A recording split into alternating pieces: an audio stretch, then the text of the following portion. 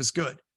If you're going to do an active and informed defense and you're doing good engineering isn't just about checking to see if your antivirus can detect this, because we're using Blue Spawn as the sort of stand-in for your EDR, right? So we're validating that the EDR actually works. But if we want to do this correctly, what we want to do is we want to create a script where we can execute this multiple times, right? So I can take each of these different invoke tests and I can paste this into a script like so. And now I can run something, let's say hourly, which is what we do. And I don't know if I'm going to release this publicly or not. I'm still fighting with it. But we can get it to the point where it executes this PowerShell script, let's say hourly and or daily, as a matter of whatever we want to do. And what happens is we're continuously validating our security controls, right? So I'm going to go ahead and save this. We can save this as a PS1 file. Can't remember if it's a Microsoft Windows PowerShell file, or if it's just PowerShell. Here we go, PS1 file. And we'll just call this Atomic Red Team. Just call it ATR and save it like that. Sure, we can save it to the ADHD directory. Sounds good. All right, so I'm going to save it in the user's ADHD folder. So we got it saved there. And now what I can do is I can CD into that directory, CD into users, ADHD like that. And then I can run the ATR script. Oops, I just jumped right by it. There we go. Now I can execute that. And now I have a script that I can run on an hourly or a daily basis to make sure that my EDR works. So what we have done in Black Hills Information Security at our SOC is, look, so just once again, coming up with the idea of an active defense fits into this, is we didn't start a security operations center at Black Hills Information Security until 2 years ago. And the reason why we didn't start a SOC at BHIS is honestly, all the SOCs that we encountered sucked. Wait, I shouldn't say all. There are some that are really, really super cool. Binary defense, awesome. So binary is great. They do all kinds of cool stuff. And they do some stuff with their own agent vision that they've created, which is kind of neat. But overall, whenever you're looking at most of the security operations centers and managed detection and response companies that are out there, they don't detect a damn thing. I hate naming names, but some of them are huge. And like one of them, we went back and we looked over the past year where we tested 6 customers with that EDR, or sorry, with that SOC or that MDR vendor, and they didn't detect us a single damn time. And I was at RSA and they had this monster booth and talked about all the crap that they do with artificial intelligence. And we weren't doing elite stuff. So by starting our security operations center, which you should be shooting for in your active SOC, active defense, active security operations center, is don't just run an EDR, test it constantly. All right. Test it constantly. All right. So what we do is we just did 3 checks. There's more to our scripts than this, and I'm thinking about releasing it open source, but it runs right now. It's about, Brian, how many detects do we test for? I think it's like over 150 now, where it executes modified Atomic Red Team scripts that we do. And for every one of those, when it runs, it checks into our SIM, and then it makes sure that an alert was generated. And if an alert was generated, it deletes the ticket. If an alert was not generated, it creates a ticket. And so far, since we've done this, we've had like 4 customers where their entire EDR strategy has been broken by patches, updates, firewall rules. Something happened and we lost full telemetry with that environment. And that's not something that is like unique to us. We see it constantly in our pen tests and what we're doing. So that's why it's in here. That's why we talk about this in terms of an active and engaged defense, because we desperately want organizations that'll be out there continuously testing their security controls. And you can run the Atomic Red Team, reach back in and check with your EDR to see if it works. We're actually planning on moving away from the SIM. What we're discovering is that most organizations use ticketing systems. So what ticketing system do you all use? Just out of curiosity. So we got like Jira, ServiceNow, Zendesk, Jira, right? Zendesk, Jira, ServiceNow, Jira, ServiceNow. So there's fewer ticketing systems that are in the market space than there are SIMs that are in the market space. So we're going to work on trying to do this. By the way, there's vendors out there that do this. Like they literally do everything I just said, but they are very, very expensive. And I'm very pissed at them for being super expensive because under the hood, they're usually using like Atomic Red Team for free and then charging hundreds of thousands of dollars for it. So if I can release something that's free to the public and supports the community and it costs them money, I think that that's a great win all the way through on there as well. If you're trying to learn how to do detection engineering, Sigma is really where you should start. Because if you're going to write signatures for a SIM, you might learn Splunk, you might learn Fortinet, you might learn, I don't know, not Palo Alto, you might learn Splunk, you might learn Elastic, might learn all these different things. But honestly, at the end of the day, you really, if you can run it in Sigma, write it in Sigma, then you have the capability to have it automatically converted to any SIM that you want. And that's the power of Sigma because it is sort of like a, how do I put this? It's a Rosetta Stone for these signatures. The other tools that you can run is you can run something like Bloodhound in an environment. So the tool that we created with this, I guess I'm not going to talk about it in this class, is one called Plumhound. And Plumhound is a tool that we created that takes the Bloodhound data and it converts it into work effort, where it tells you these are the things that need to be fixed in your environment. Because Bloodhound is predominantly is really kind of around finding a path to domain administrator. And Plumhound takes all the individual little findings that it has, and it basically tells you these are the different things that need to be fixed in your environment.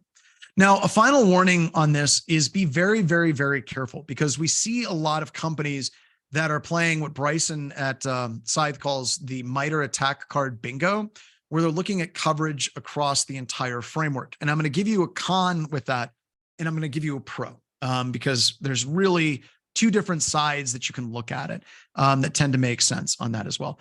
Brian, Attack IQ, is it Attack IQ? Yeah, it's Attack IQ has their university for the MITRE attack technique matrix. That's really, really, really solid.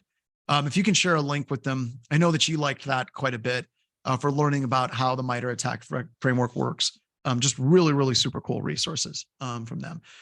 All right. So one of the problems that you run into, if I go back to this slide right here, do you see on this slide where it gives you the exact path of what it executed right here? You can see it. I have literally seen DTEX, by the way. I have literally seen DTEX where people have written their signature to be the specific Atomic Red Team that is executed. Right? So it goes through and it says, I warned you about VirtualBox, Wild Sean. It's there. It said, if you hate yourself, you can run VirtualBox. Not that I like VirtualBox or dislike it or VMware. It's just I have to standardize on that as well. It doesn't work. It fails at a higher percentage rate than VMware is basically the reasoning. So I've seen people that literally wrote a signature and it has the Atomic Red Team atomics path within it. All right. That's ridiculous. Right. But if somebody's playing Atomic Red Team bingo, or they're playing MITRE attack techniques bingo, then they can say that they have coverage for that specific DTEC that it's actually working on as well, which is kind of crazy. Right. So whenever we're doing this, we need to look at it from the perspective of, are we trying to write signatures that are brittle, that an attacker can simply execute it in a variety of different directories or locations in ways that the signature would not be able to detect that specific attack? Now, there are commercial products that are out there, Attack IQ, XM Cyber, Scythe is another one. Check those out. All of this boils down to whenever we're working with like active defense and cyber deception and everything in this class, we want to get caught. We desperately want to get caught. This becomes work. This becomes an active defense, right? We're going through and we're trying to set it up so that we know that we can detect HTTP view state command and control channel. We know that we can detect and block DNS-Cat2 command and control channel. We know that we can detect somebody running HTTPS. So we know that we can detect these various things that are out there. Case sensitive signatures. Live to Win 2 said that. Yeah, I have seen that as well. And Brian pointed out, and I love the fact that they pointed out on that as well, is Grimace is not eating this child. I've said this in almost every class. I try to work this meme in. This is my favorite meme on the internet. It takes this magical moment of the joy this child feels in seeing Grimace and giving Grimace a hug. And somebody took it and said, it looks like that Muppet is eating that child's head, which is crazy on that as well. Here we go. I don't know about that one. Maybe someone forked it. It's possible that somebody forked it. The one that we have is Kent Ickler's one. It's the one that we do. So there we go. And then we have spreadsheets that we do for our customers that kind of breaks down what they were able to detect and what they were not able to detect as well. So with an active defense, right, we're now moving away from the question of can we be hacked? Now, this seems like a trite statement, but there's a lot to this statement, right? If you look at traditional management views of computer security, most managers, whenever they looked at computer security, they look at computer security in terms of, are we secure? Is that a valid question in this industry? And what we do and everything that you've known, should we be asking questions like, are we secure? Is it secure? No, absolutely not. Right? But that's what people kept asking for years. And security was always looked at as this thing that you added in, right? Like our environment was not secure. We secured it, and now we're secure as though it would be a state machine and it would be secure moving forward. In fact, there was a number of different security models. Like you still have to learn like the Bell LaPadula, the BIBA model, the Wilson model. You have all these different models that exist in the CISSP. And anytime that you're looking at the CISSP and you're taking the test, any of the different models, if it has an I, then that means that that specific model incorporates integrity. It's just a weird mnemonic device that you can use. So anytime in the question it says, does the BIBA model support integrity? It does. Oh my God, I did it again. Oh, help me. I started cisping out.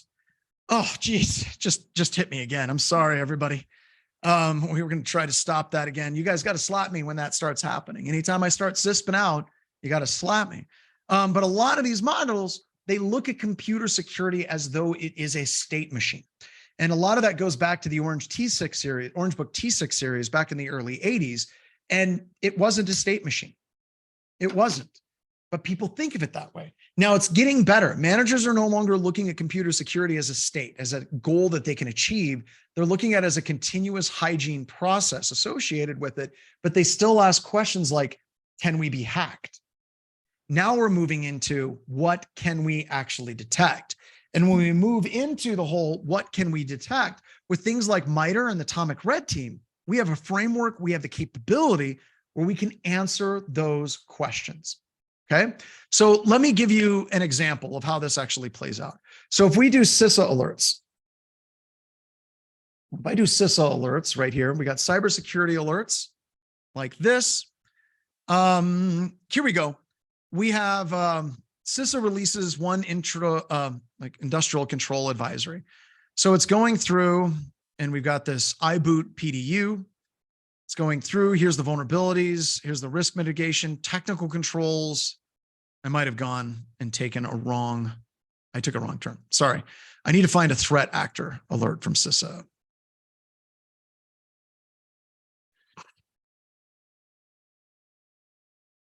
I might be missing one. Did I look at the wrong type of alert type?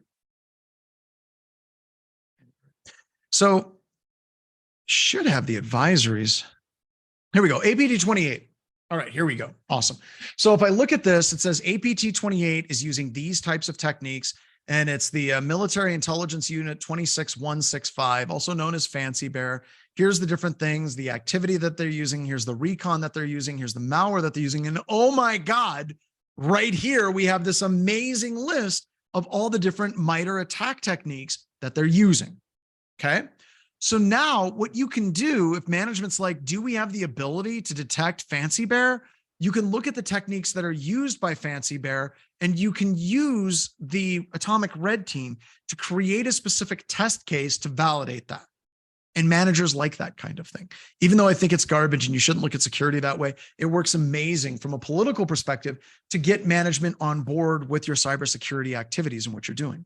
So the question is, what's the difference between Atomic Red Team, a common or standard red team? So Atomic Red Team is just the name of the tool. All right.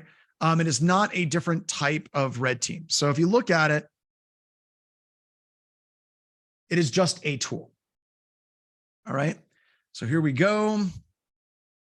Here we have it. So these are the different things you can do with the Atomic Red Team. We have the atomics. These are the different things that it tests for. And that's pretty substantial, right? And it does breach and attack simulation, or BAS, as Full Metal Packet pointed out. A red team is an activity that can be done against your organization, or a pen test that can be done against your organization. Lucata, does that answer your question? So one is a tool, and then one is an actual activity that can be done. Just go right into my GitHub repository. Like if you go into my GitHub repository, go to issues right here. So somebody just added a new one, firewall log review typo. So that's where you would put it. There you go. I don't know. Happy to help. Yeah, it's a way I get you guys to proof my classes for free, which is awesome, I think. All right. So now we have a lab. We're going to play with some advanced backdoors. All right. And we're going to be using the advanced backdoors lab. So if we go here, gotta go back. Here we go. So now we have a lab, and we're talking about adversarial emulation. We're starting to get into questions of what can we actually detect in an environment and what can we deal with. So you're going to do two labs. So we're going to do two labs back to back. The first one you're going to do is the advanced C2 lab. All right. This is advanced C2 PCAP analysis. You're going to open up a terminal. You're going to use PowerShell. You're going to CD into opt covert, and you're going to look at that packet capture, and you're specifically going to look at what this VS agent backdoor does with base64 encoding view state agent, the user agent, and then the __ view state parameter being base64 encoded. Don't worry, I'll go through this a lot slower on that as well. You're going to see how it beacons, and then you're going to see the actual data that's been encoded on the system as well. And you can decode it with Python. You can also use CyberChef. If you want to use CyberChef, go for it. That's fun too. That sucks. Good luck trying to detect that in your environment. The next lab that you're going to do after you do the advanced one, advanced C2, is the RETA lab. So you're going to do the advanced C2 lab, and then you're going to do the RETA lab. We're going to talk about beaconing analysis. Both of these go into network analysis and the MITRE ENGAGE framework. If we go to network analysis, it says analyze network traffic to gain intelligence on communications between systems. And that is exactly what we are doing here. So two labs. You're going to start with the advanced C2, then you're going to jump into the RETA lab. All right. So with that, folks, get rolling. This is going to take us up to and through the break. I will resume and start walking through this at quarter after. All right. So get rolling.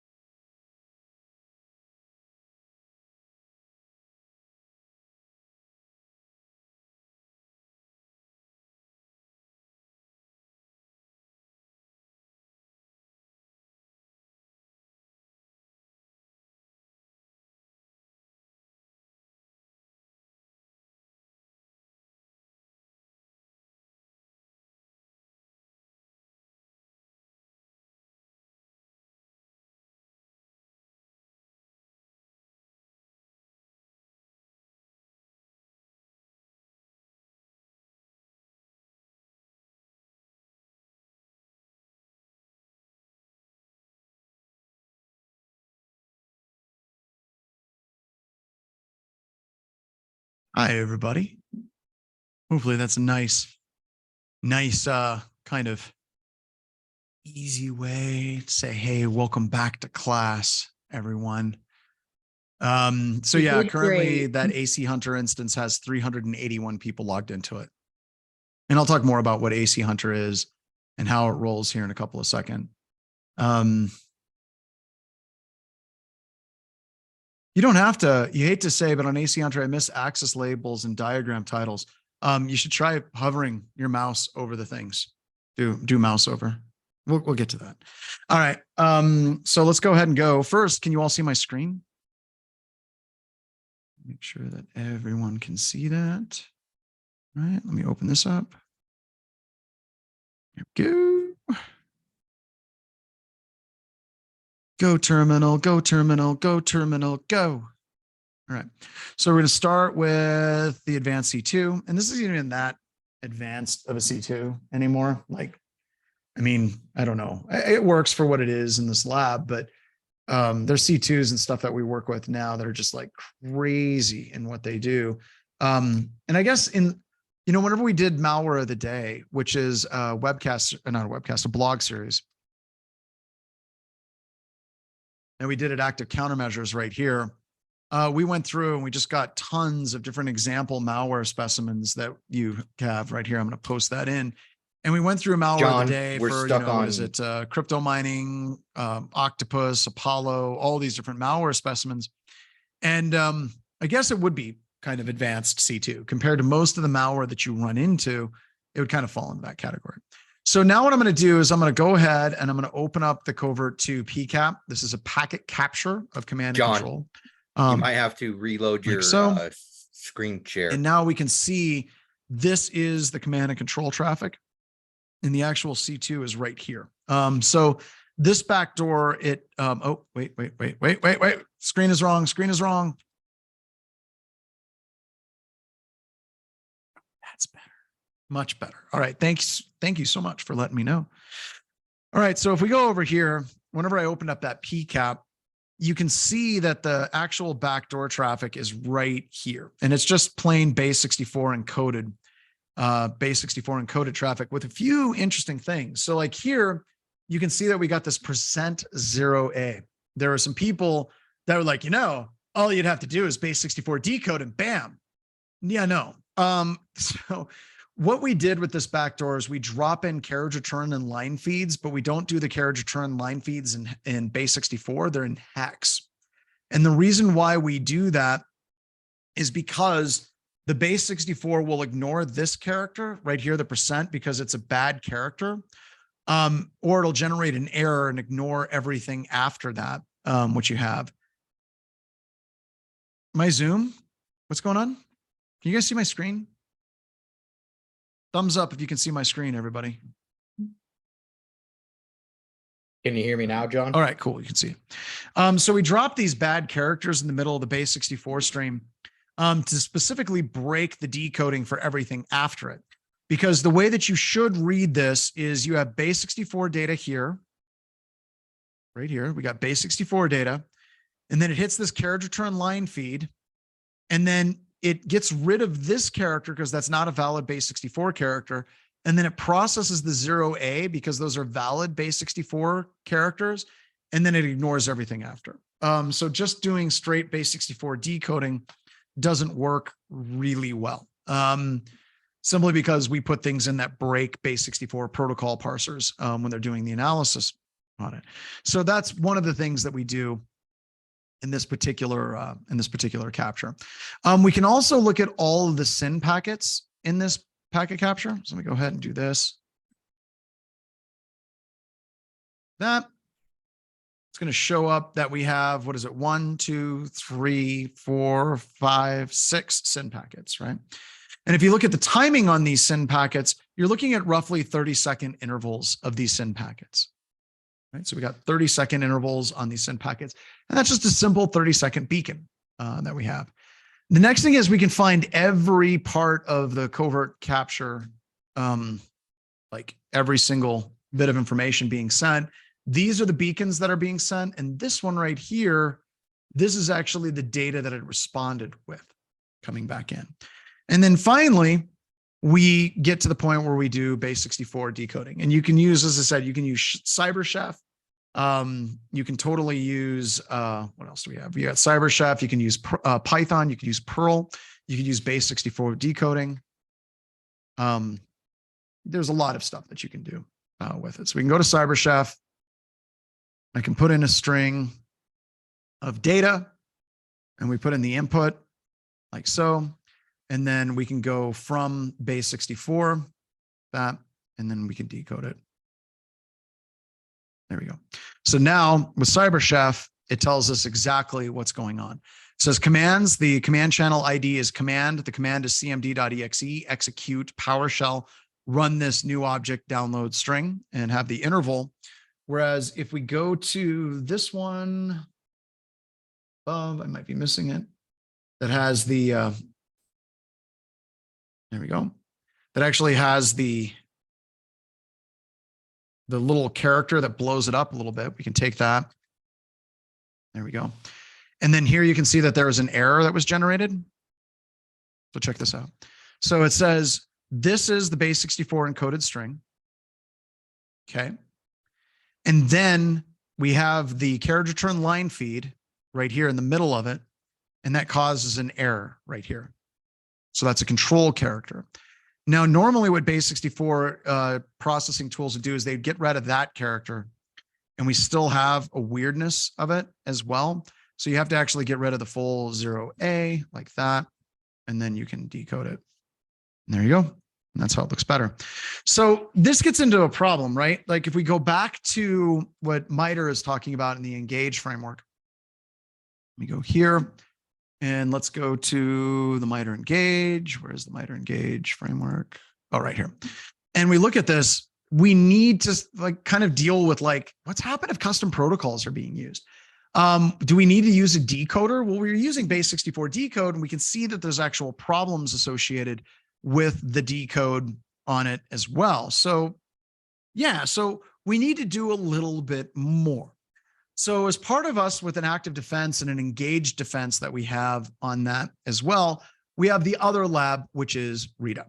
All right. Now this active defense is basically a way that we can deal with these advanced backdoors, but we can do it in a better way than trying to open up an editor and trying to research, you know, all of the different packets that are going through and seeing if there's base64 encoding and if there's all this weird stuff that is actually in play. It just makes it easier to identify that malware. So I'm going to go ahead and let's go back and I'm going to open up the Rita lab really quick. And what Rita does is it allows us to find that frequency beaconing detection that you see in a command and control session that's out there as well. What's going on? One of the mods should text him. Okay, whatever. I don't know what's going on. I'm missing something, but that's okay. And Rita is a free tool, and Rita, it is? Oh, great.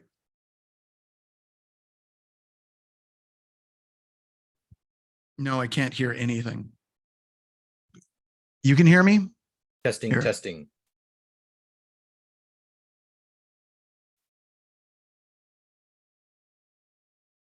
All right, let's try it again. Can anyone hear me?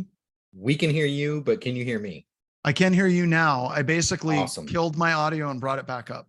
Okay. All right. We're good then. All right. We're good. That's what we're looking for. Turning it off and on again saves the day again. All right. So with this, we go over Rita and what it does. And specifically what Rita is looking for is it's looking for beacons. And we have the raw output from Rita, but we also added in something new at the bottom here, which is an AC Hunter instance. Right. So I'm going to go ahead and I'm going to log into AC Hunter, and we're down to a couple hundred people are logged in now. Some people are closing out the lab. So this is the product that we created for network threat hunting, specifically to find these types of really advanced backdoors that organizations would encounter when you're dealing with an advanced adversary. So let me make this a little bit bigger. There we are. All right. So we have VS Agent on the right here. But let's look at what VS Agent looks like whenever we are looking at the frequency of the connections that are coming in. So if we look at this data over here, let me cue this out. and you can see right here, you can see that there's a beaconing interval in the VS Agent data set. Over here, it's like every 30 seconds. If you're looking at this, this is a VS Agent running, and it did a 10-second interval. And what AC Hunter does is it specifically looks for like non-human automated beaconing traffic leaving an environment. All right.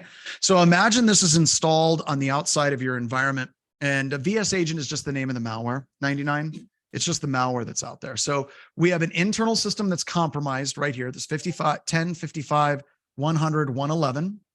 All right. And tell your focus word. Discord. Oh yeah. Porn. Everyone back? Thanks, Fat Man Will. All right. That brought everyone back to the intention on me. All right, cool. All right. So this is the internal IP address that is compromised. This is the system it's communicating with on the open internet. Okay. And this is what VS Agent looks like after it runs for like 6 to 8 hours. Couple of things that you'll notice is down here at the bottom, the histogram is relatively flat. And what that means is the number of connections the malware makes is about 350 connections per hour, roughly. And if you like do mouse over a lot of these, it'll actually tell you what the X and Y axis is. Also, if you highlight over it, it'll explain what that bar in that bar graph is. It says that there's 3,658 connections at 10-second intervals. That is a very strong frequency of connections leaving the environment at the exact same interval on this environment. All right. Also, we can look at the data size, and the data size for this, almost every single packet that we sent had, 4,350 connections that had 539 byte payloads. That's pretty nutty, right? So this allows you to actually dig into your network traffic in such a way that you can start identifying these anomalies, because a normal human being doesn't click 3,000 times at 10-second intervals. That person is fundamentally messed up in the head if they're doing that, right? So there you go. That's one. Now, we also have some additional data sets in here that you all can play with, and you can get that by clicking on the gear. Like GCAT is awesome. This is one of those main reasons why when I was talking to the people at MITRE, I said, hey, network threat hunting is really important. And it wasn't just because the whole of, I have a product and a tool that does it, but kind of talking about some of the problems that exist in the industry. So if you look at this beacon, check this one out, right? So we have a beacon right here. Oops. This one is going to Google. Specifically, the historic fully qualified domain name is gmail.smtp. This is a backdoor that we created a number of years ago.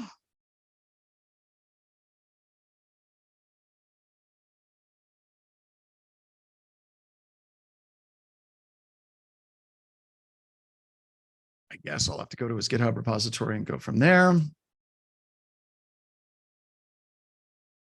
I wonder if he brought GCAT down. That is not what I wanted to do.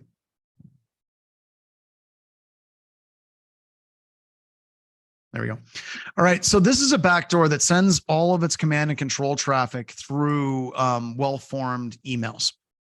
So the backdoor checks its email, and then it receives a command to execute from that email. It executes the command, and then it emails itself the results back.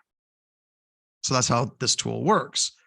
And most of your firewalls and intrusion detection tools are not able to identify that type of beacon, because most of your firewall tools ignore any and all traffic that goes to Google. And as I've mentioned in the past, this kind of makes sense, right? Like if we were going to go through and start trying to analyze all of the traffic that is going to Google, then every time someone Googled a command, it would generate an alert, right? So like this is a good example. If I go to XKCD, this is one of my favorite XKCD comics. It says, Rob, use your Linux, come quick. To disarm the bomb, simply enter a valid tar command. On the first try, no Googling, you have 10 seconds. And the gentleman responds back and says, I am so sorry. So imagine if you were intercepting all of your traffic going to Google, And every time you Googled how to use a command, it was tripping on it being command and control and generating an alert, right? So it's one of those things where you're running into a problem where it makes sense, where a firewall vendor or an IDS vendor just ignores everything to Google. It also allows their product to run fast, because I like to go fast. Screw you, I bike fast. So this is a backdoor that uses Google.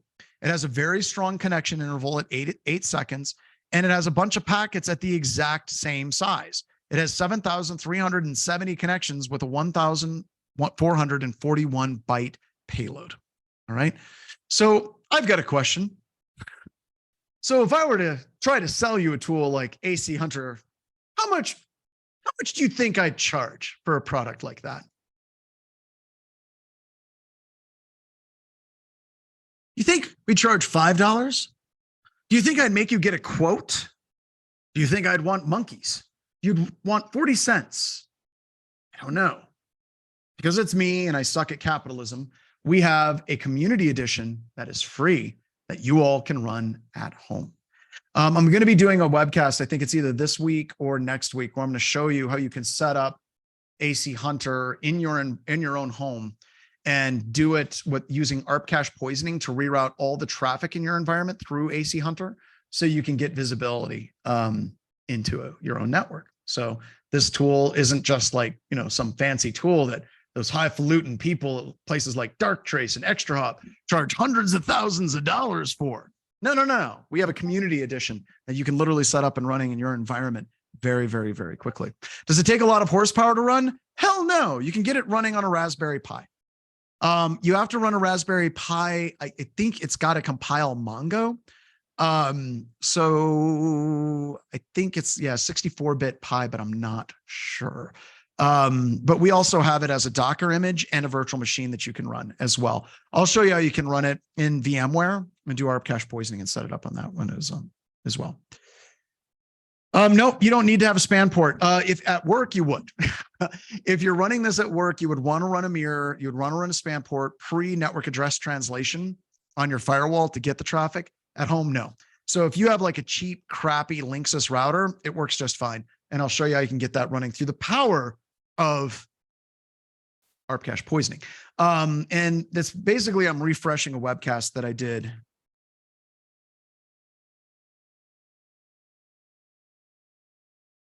This is a webcast I did a couple of years ago, where I showed how you could use ARP cache poisoning.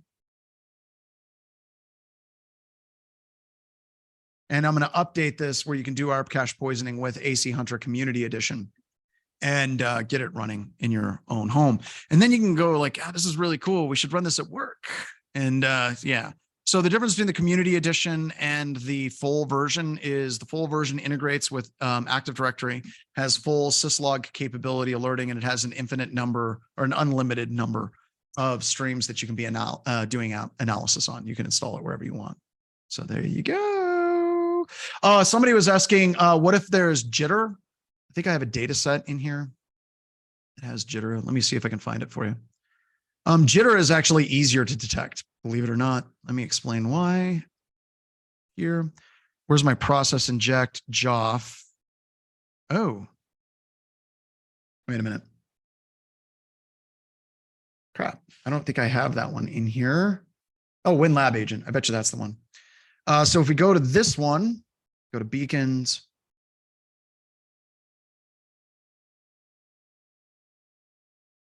All right. So do you notice how there's jitter in these different packet captures? Do you notice like this one has a really strong connection at 15-second intervals, but there's all these other jitter ones over here. That's one of jitter. We have some others. But the other way that we catch jitter, and like I said, I can bring up another data set. Let me do this real quick. Oh, by the way, we are officially in the Ask Me Anything portion of the class, where we just go completely like off the rails and answer all the questions you want. Keith, Nutcat. So here we go. Just give me a second. I'm going to share my screen out. All right, here we go. So let me share my screen and I'll show you one with full jitter and show you what it looks like and how we actually detect it. Where's my JOF process eject? There we go. We got it right here, 52. All right. So JOF process inject 52. If I go to this one and I go to beacons and we look at this right here, there you go.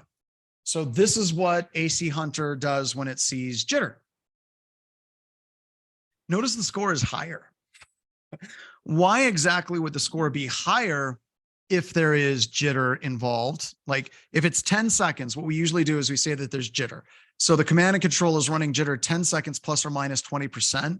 That means the connection can be anywhere between 8 and 12 seconds. So it varies its connection interval. So it's a deliberate obfuscation of the network connections. And yet whenever you add jitter in, AC Hunter actually gives you a higher score than if it's just doing straight beaconing. Why would it do that? Couple of things. If you look at this, one, it's balanced. What do we have? We have 23-second intervals. We have 102 connections. And then we have 65 at 45-second intervals. So if you're looking at roughly in the middle, 35 connections is roughly our middle. It's balanced. So the number of connections above 35 seconds and the number of connections below is relatively balanced. Not perfect, but relatively balanced. That's weird. So that's telling me that this is an automated process that's beaconing and it's actively trying to make its connection profile look weird, right? So AC Hunter actually gives this a higher score. Also notice the cliffs on either side of that jitter, right? So whenever you're looking at this, it drops off a cliff at 102 seconds and it drops off above 65 seconds. So those shear wall cliffs absolutely throw us for a loop and we're like, that's bad. But also the histogram is still relatively flat on that as well. So there you go. Couldn't answer this for the DNS Cat2 Jothrobe data set. What is the domain with the highest lookup account? So let's go back to the VM and I'll show you that. Let's go to my VM. Here we go. So where is it? There we go. All right. So if I'm in here, you said it was DNS Cat Ja. Let's go ahead and open that one up. Was it Strobe Agent? Yeah. So that's the one. Confirm. To answer that question, just click down here on DNS. Right here. And it says this one right here. It says, what is the domain for the highest lookup count? Lookups are 100,227, all going to r-1x.com. Also, all of those lookups are being done by one IP address. So does it answer it? Does AC Hunter use Zeek or PCAP as the data source? It uses both. If it's Zeek, it just reads the Zeek logs and kicks out awesome. If it's PCAP, it converts it to Zeek and then it kicks out awesome as well. If you had two interrupts to choose SOC and risk, what would you choose and why? I would do SOC first, then risk. You don't want to be one of those risk people that doesn't understand the technical underpinnings of what's going on. You want to have some technical background. Good router ideas for home router that provides lots of functionality without breaking the bank. Good question. The best functional router that you can get for the money is MikroTik routers. MikroTik routers have more functionality baked into them than any other commercial router that you can get for the price point of like $100. They are stupid good at what they have. So let me see, like MikroTik routers for full functionality, like you can get crazy MikroTik wireless for $259. You can also get a Hex that has all the exact same functionality, just no wireless for $56. So for learning, it's awesome. There we go. The new cybersecurity certification, I think it's awesome, right? What is it? $50 a month on Udemy, which I think is cool. I'm happy that they have more affordable options that are out there. And honestly, like if you look at like Cybermentor is a monster. He's amazing. I love everything that they're doing over at Cybermentor Academy. If you look at, let's say, John Hammond is absolutely a rock star. There's so many people out there that are doing free content or pay what you can content. Kevin Johnson is a good example of that as well. And, you know, I don't want to be smug, but look, you know, I came from a place that charged, you know, $8,000 for a class. All right. Coming from the SANS Institute, I love my SANS instructors, brothers and sisters, like they're like family to me. Like literally they come and they stay at my house. Right. And they, we hang out. And when you're looking at all these options, when you're looking at like Google is putting it on Udemy, or is it Coursera? Is it Coursera? I thought it was Udemy. Why does it say Coursera? At any rate, when you're looking at all of these different things, Coursera, thank you so much. When you look at all these things, I want you to look at the overall problem in computer security is that we don't have enough trained people. And you keep hearing about, we need 1 million people out there to help with computer security and get this stuff rolling. And that's great. Some of those people will like Coursera. Some of those people like being on a video link like this, where you can see me, we can work together, I can answer questions and all of those different things. And there's so many different ways to learn. And there's so many ways to solve this problem. You can solve it with the Cyber Mentor, very, very inexpensive, great training. You can solve it with Udemy and Coursera, which is inexpensive.